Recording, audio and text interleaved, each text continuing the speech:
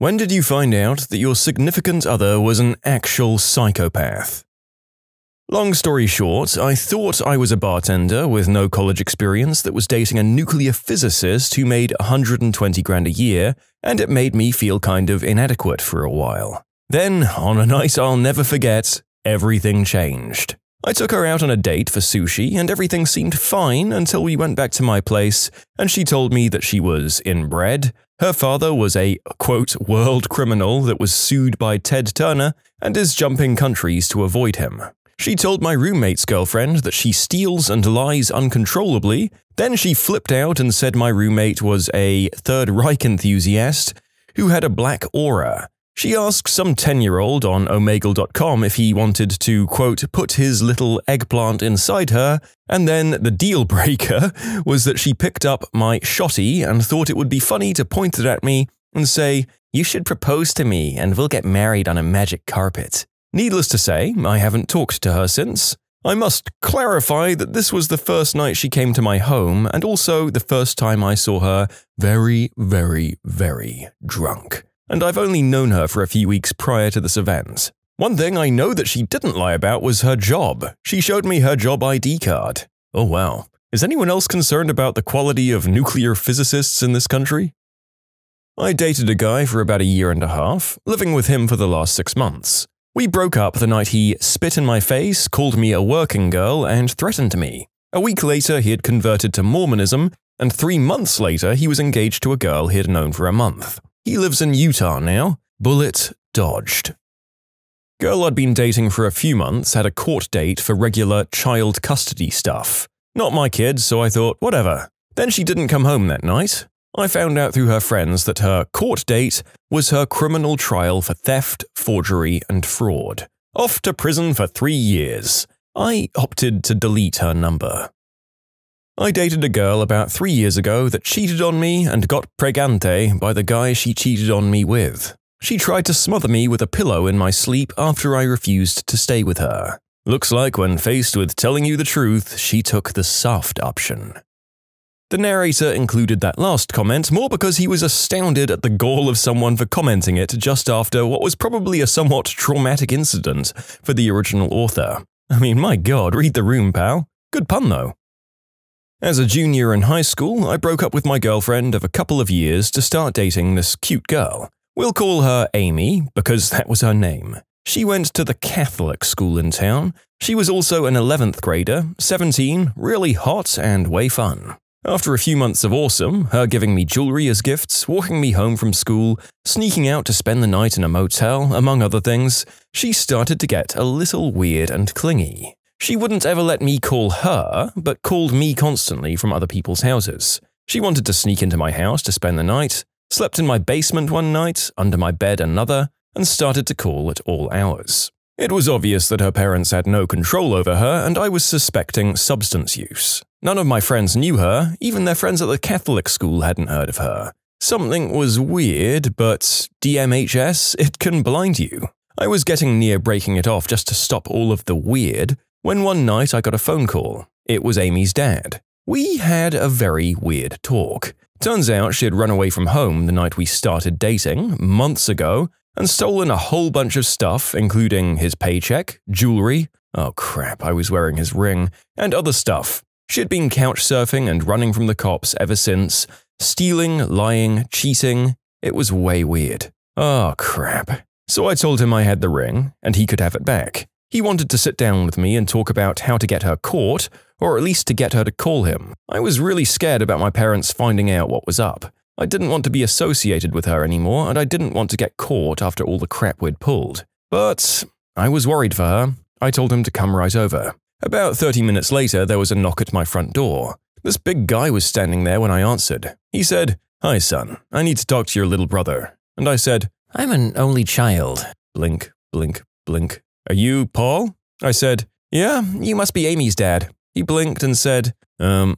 old are you?" And I said, 17, same age as Amy." He started to laugh and then stopped immediately. His face got really, really red when he realized I was serious. He came in, sat down with my folks, and then started with, "So, for starters, let me get this off my chest. Amy just turned 12 last week." Holy frick. That started a real crap storm involving the cops, her friends, all middle schoolers, oh frick me, courts, her probation officer, my school counselors, and principals. To this day, I'm still stunned. As a decent-looking, semi-popular 17-year-old dude, I dumped my longtime girlfriend for an 11-year-old runaway and then spent the next several months helping the cops track her down. In short, frick.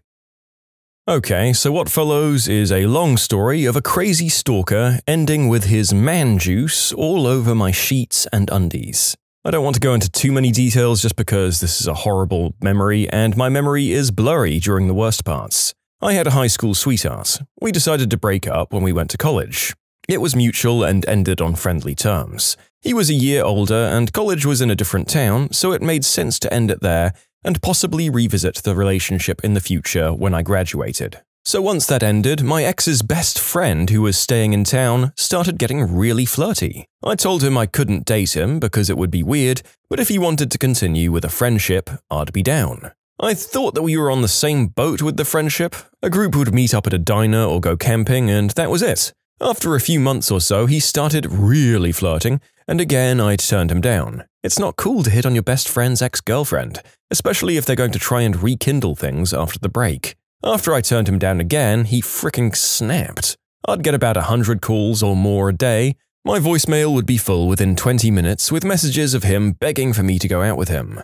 The messages soon got revolting. He would tickle his pickle, repeating my name, and leave that on my voicemail. He'd go into detail of all the things he wanted to do to me. We tried talking to his parents, he was still living with them, surprise, but they were in denial, so we went to the police and I was told to log everything and I was issued a temporary protective order and I changed my number. A few days later, the calls started again. I guess he paid someone to get my new number. I never found out who did it, and Singular wouldn't let me change it again for a week. So I just left my phone off and used it for emergencies only. Jump ahead a few months and I started to get flowers and cards on my car at this restaurant where I worked. Every night there'd be something there. I got so freaked out, management had to walk me to my car every night. At this time, I don't think he knew where I lived, so I had that at least. I'm still logging everything, but he has yet to do anything that would allow me to get that restraining order. I eventually get into a car accident and my car was destroyed by a lady who ran a red light and T-boned me.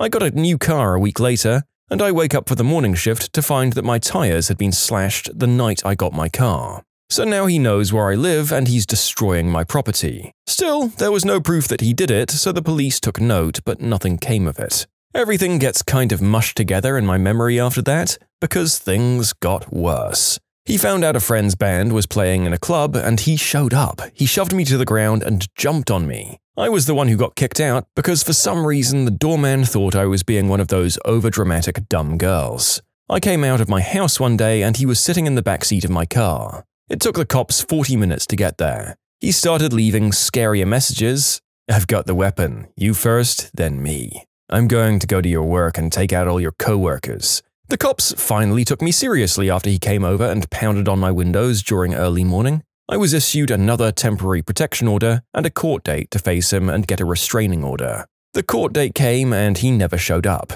Turns out he was couch surfing and living out of his truck, and I guess it wasn't a big enough deal for the cops to put a lot of effort into finding him. So it all just continues and it finally accumulates into the worst day of my life. I was out with a friend and I had an uneasy feeling all night. I asked if I could stay at her house for the night and she lets me stay there and we have a few drinks of wine and get a bit drunk. I wake up at 6 AM to go home and get ready for my morning shift at work. I get home and something seems not right. The TV in my room was on and the front door was unlocked. I figured it was my roommates and I went into the room to turn off the TV. Well, I walk in and my bed was unmade, my underwear drawer open, and my undies everywhere. I move closer to my bed, and there is splooge everywhere, white and crusty. Oof.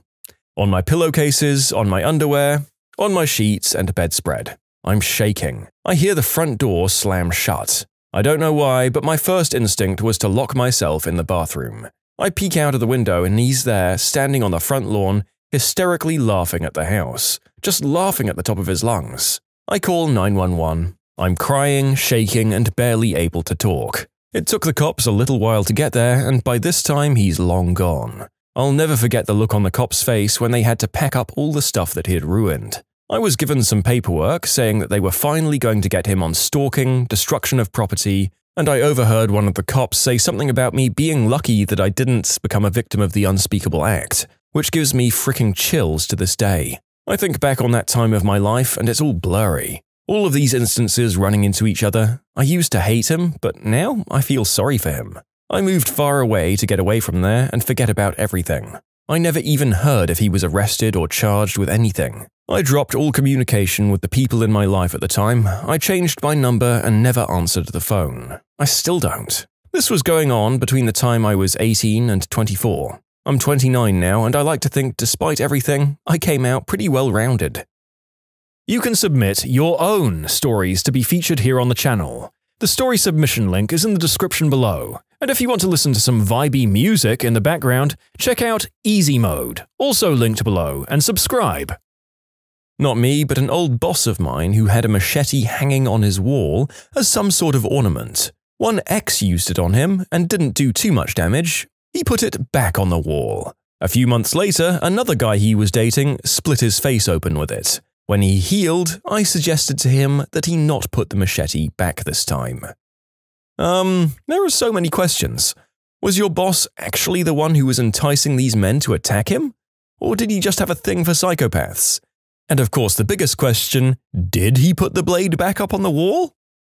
Not a crazy ex, but when I was a liberal Christian, this guy named Eli and I considered dating once, and he put me on hold to see what Jesus would have to say about it. So I waited around for a couple of months, and he didn't feel like he was getting a green light from the big man upstairs, so he asks his mother to pray for us. We were 19 and in college together, away from home, so this strikes me as a huge red flag. His mother told us that she wasn't getting a sign either and revealed to me that this was the screening process that the family went through in order to find Eli the woman that God chose for him.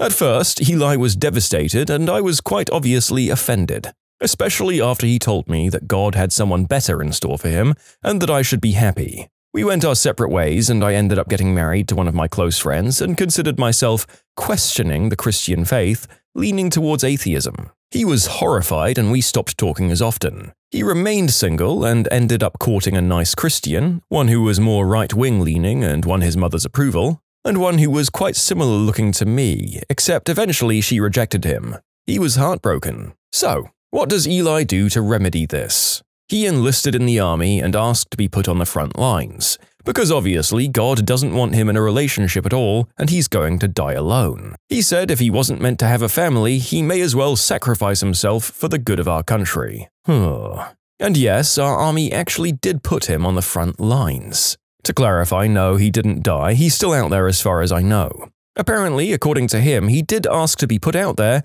and I don't know if they actually listened or if it's a coincidence. He made it sound as if he could have a preference, but he did end up on the front lines like he wanted. I dated a girl whose parents had died in a car accident when she was 8. After 2 years, she told me that wasn't exactly true. She had lied because her father had mistreated her when she was very little. After another 6 months, she told me that that also wasn't exactly true. She was just trying to keep me from talking to them because they hated her because, surprise, she was a liar and crystal addict. We're no longer together. I should mention that her parents, foster parents of 10 years, gave her the boot when she was about 15, and she went to some state home for crappy orphans. Not to be confused with a crappy home for state orphans, by all accounts, it was a pretty nice place. But eventually, she dropped the crystal to devote all of her time to lying. I met her when she was 22, and we dated for 2.5 years, give or take a couple of months, until I just couldn't stand her anymore. I remember some of the lies she came up with were really impressive for their realism. She was truly gifted. I know a pathological liar. I don't date him, but now I'm thinking about how it would be for the people who would. I love torturing him to no end about his lies. Apparently, he killed someone. Also apparently, he's heavily invested in oil. Oh, he ordered a custom BMW that's been on the way for 5 years. He's setting up a worldwide organization to protect the world from evil. I have too much fun going along with his crap. I even helped him set up his, quote, organization. I put him in touch with some programmer friends I have so that they could do some work for him. I did warn them that he was crazy first. He never actually asked them to do anything. I checked up with them. I drove him to the bank because he doesn't have a car so that he could open up a bank account and put about 200 grand in it for the use of the organization. Naturally, I never saw the transfer or the opening of the account. There was plenty more stuff as well. Oh, and I'm officially part of this organization, which is divided into a cell structure, so I'm not allowed to know who else is in it. No one, I suspect. I'm a little worried that I'm going to end up being signed up for some revolutionary group and get arrested, but it's too much fun seeing where this is going. And to be clear, he is harmless, just crazy, fun crazy. I mean, let's hope that it's all harmless crazy. Kinda seems like if he's actually your friend, you should maybe look at getting him some help? But then again, who knows if he'd accept it, so what do I know? I dated a girl for a while that I actually knew for at least a year before ever transitioning from friend of friend to dating. I quickly came to realize she was a pathological liar, and she made no attempt to hide that from me. I mean, yes, she'd tell me all kinds of outrageous lies, but she'd also tell other people lies about us, in front of me. One time, we met some friends at a club, and she immediately told them that we'd spent the day in Canada. Apparently, we'd driven 5 hours in the morning, spent the day, driven 5 hours back, and we were now meeting people in this trans-dimensional day that would have been at least 40 hours long. People were looking at me like, what the frick? And I was just making, fricked if I know, face. Over the course of the few months that we dated, she told me that her father was in prison and her mother was institutionalized. Neither of these was true, by the way. That her brother was a substance user. Her brother lived with her, had a good job, and was not one of those. That her ex-husband was a smack addict. She had never been married. She worked for the governor's office. We were nowhere near the capital, and I never found out what her real job was. That she had a hoo-ha piercing accidentally torn out, which is why she had no fun bean, except she totally did. She said that she loved doing it in the butt, and would rather do it in the butt than anything else. She never actually agreed to do it in the butt with me. I could probably keep on for a while. I literally only dated her a couple of months before I had had enough. I was trying to break up with her gently when I saw a tow truck hooking up to my car outside her apartment, so I ran away mid-letdown saying, "You're too crazy!" over my shoulder as I ran. I dated a guy for over a year who turned out to be a completely charming sociopath. I was 20 and newly in love. He was 27. In retrospect, there were a lot of signs that he was dysfunctional, but being naive and in love, I brushed them off. Things were fine until one day after I'd been sick for a couple of weeks when he just turned on me, dumped me the day before my birthday in an email. I was heartbroken and in shock, and I hadn't seen it coming at all. Anyway, instead of leaving it at that, I guess the guy wanted to mess with me. So he'd keep coming to my campus every weekend, even though he was older and had never finished college, to drink with all of my friends and then come to my room and declare that he had changed his mind and still loved me. I was young and stupid and heartbroken and kept falling for it. Well, he'd borrow money and then run off the next day. If I'd call him later in the week, I'd be met with coldness until the next time he was looking for a lay. The thing is, I found it so hard to recognize this D-bag behavior because I still thought the year-long relationship had been legit. The worst thing was he was telling everyone I was a complete psycho behind my back. He'd do things like text me that he loved me and wanted to see me. Then when I'd call or text to reply, he'd show it to my friends and say I was stalking him. He spun lie after lie about me. So every time I wanted to talk to someone about how I was hurting from his awful behavior, it just confirmed all the lies he'd been telling about me. The final straw was when he asked me to invite him to my graduation. He fed me some bullcrap lines about respecting me. I didn't have any family attending since I was on another continent, so I was feeling forever alone and I said yes. Well, he decided to take a bunch of white snow and never took my picture when I got the diploma. He later that day tried to break my arm. That was obviously the final straw, and I finally saw the light of how evil and cruel he was. The unfortunate thing was that my reputation among my friends was ruined. I'd been given the crazy girlfriend label. It was so frustrating. He'd been deliberately orchestrating situations to make me seem crazy and emotional just to sabotage my reputation. I don't think I've ever felt more helpless in my life. All you want to do is yell and talk crap about this monster, but you can't, because people will just think you're crazy and resentful. It took me 2 years of holding my head high and watching my step before the social stigma he'd inflicted was lifted. I never talked smack about him, and I made sure that no matter how upset I was feeling, I acted cool and rational and collected. I was forced to be a saint because he had painted me as a crazy demon. It was one of the hardest times of my life. But to end on a semi-good note, eventually the truth came out and people saw he was a crazy, awful man, and I was the sane victim. 3 years after the darkest and loneliest era of my life, my best friend called me to apologize for not believing me. My friends had finally seen the truth and said how sorry they were that they hadn't supported me while I was being hurt so badly. I think part of what made it so hard is the fact that there was such a stereotype about crazy ex-girlfriends. He played into it perfectly and used it as a tool to keep me trapped in the cycle of abuse by way of removing my support network. Also, I know it's not much in the way of proof, but this is the only ex I've ever had drama or bad feelings towards. I'm on very friendly terms with every other ex-boyfriend of mine, and I've had no bad things to say about them or them about me, beyond the fact that we weren't fully compatible for spending the rest of our lives together.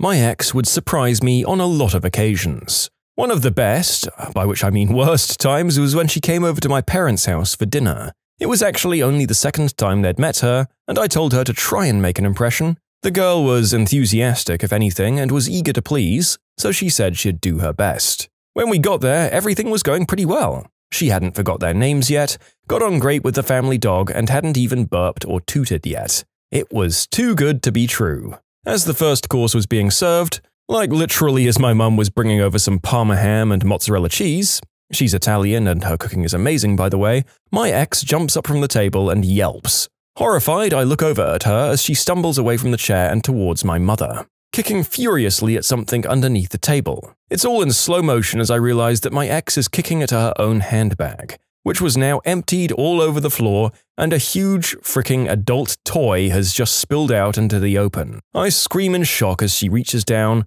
grabs said toy and throws it with some force at my father, who just sat open-mouthed for this whole episode. You'd think that would be it, but remember how I just said he was open-mouthed? The yellow, eggplant-shaped toy hurtles towards him and actually partly enters his gaping maw. I guess that was the climax of that particular dinner. When you subscribe, make sure to hit the bell to turn on notifications. Put the playlist on in the background to finish listening to all the stories, or if you want some vibey music to put on in the background, check out easymode. If you like Am I the Genius, give Am I the Jerk a shot. Everything linked in the description.